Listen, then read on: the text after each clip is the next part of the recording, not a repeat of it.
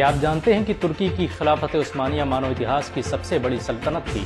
इस सल्तनत ने 600 साल तक पूरी दुनिया पर राज किया। खिलाफत उस्मानिया की सरहदें एशिया से लेकर यूरोप और अफ्रीका तक फैली हुई थी। यहाँ तक कि पूरा भूमध्य सागर उस्मानी मुसलमानों के कब्जे में था। 17वीं सदी ईस्वी तक दुनिया की आधी दौलत तुर्की के मुसलमानों के पास थी। जापान, रूस और फ्रांस जैसे देश तुर्की की खिलाफत उस्मानिया से कर्जे लेते थे।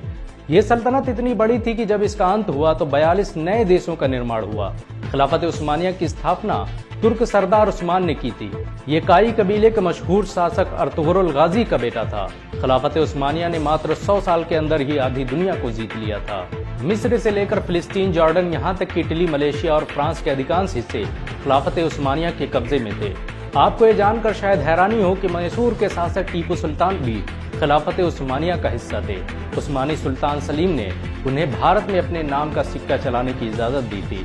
बहुत कम लोग जानते हैं कि सल्तनत उस्मानिया का अपना खुद का बैंक था। 1863 में तुर्की हुकूमत ने इंपीरियल उस्मान बैंक की स्थापना की थी, जिसका मकसद देश के गरीबों और कमजोर लोगों की मदद करना था। 20वीं सदी की शुरुआत तक इस सल्तनत में रहने वाले लोगों की प्रति व्यक्ति आय अमेरिका, रूस, जापान जैसे देशों से अधिक थी। मानव इतिहास की सबसे बड़ी सल्तनत खिलाफत उस्मानिया ने दुनिया को सबसे अधिक वैज्ञानिक और डॉक्टर दिए। आपको ये जानकर शायद हैरानी हो कि स्टीम पावर और स्टीम टरबाइन की खोज तुर्की के वैज्ञानिक तकीउद्दीन ने की थी। दुनिया का पहला सर्जिकल एटलस उस्मानी वैज्ञानिक सरफुद्दीन ने बनाया था। सरफुद्दीन ने ही बच्चों में होने वाली हाइड्रोसिफिलिस बीमारी का इलाज खोजा था। इस महान वैज्ञानिक ने हाथों की सर्जरी के बाद लकड़ी की पट्टियों को बांधने की जिस परंपरा की शुरुआत की, उसे आज पूरी दुनिया में इस्तेमाल किया जाता है। ऑपरेशन के दौरान जिस चिमटी, स्कैल्पल और कैथेटर को दुनिया भर के डॉक्टर इस्तेमाल करते हैं, उसकी खोज उस्मानियों ने ही की थी। चाय की खोज करने वाला खालिद भी एक तुर्क मुसलमान था।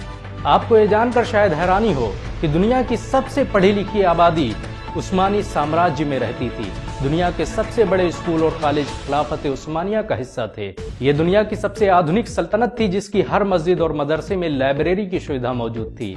तुर्की के मुस्लिम शासकों ने अल अखियान नाम के एक संगठन की स्थापना की थी, जिसका मुख्य काम मुसलमानों की आर्थिक मदद करना था। अल अखियान अमीर लोगों की जमात थी, जिन्होंने अपनी सारी दौलत मुसलमानों और इस्लाम के लिए दान कर रखी थी। इतिहासकारों की माने तो खिलाफत उस्मानिया के तीसरे सुल्तान मुराद प्रथम ने ही दुनिया की पहली जानिसारी फौज की स्थापना की थी। ये सुल्तान के पर्सनल बॉडीगार्ड थे, जो आसपास की चीजों पर नजर रखते थे। यहीं से दुनिया में बॉडीगार्ड रखने की परंपरा शुरू हुई। आपको ये जानकर हैरानी होगी कि खिलाफत उस्मानिया ने 500 से अधिक जंगें लड़ी, जिसमें ज्यादातर में उसे फतह हासिल हुई। तुर्क मुसलमानों में ऐसा जज्बा था कि सुल्तान मोहम्मद फातेह ने बैजेंटियम एम्पायर के सबसे मशहूर शहर कुस्तुनतुनिया को मात्र 21 साल की उम्र में फतह कर लिया। उस्मानी फौज दुनिया की सबसे ताकतवर फौज थी। बारूद से चलने वाले हथियारों की खोज तुर्की के मुसलमानों ने की थी।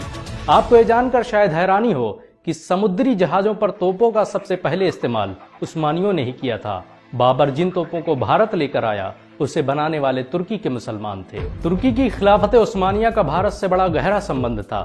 मुगल दरबार में बड़ी तादाद में तुर्की के आलिम और वैज्ञानिक मौजूद थे।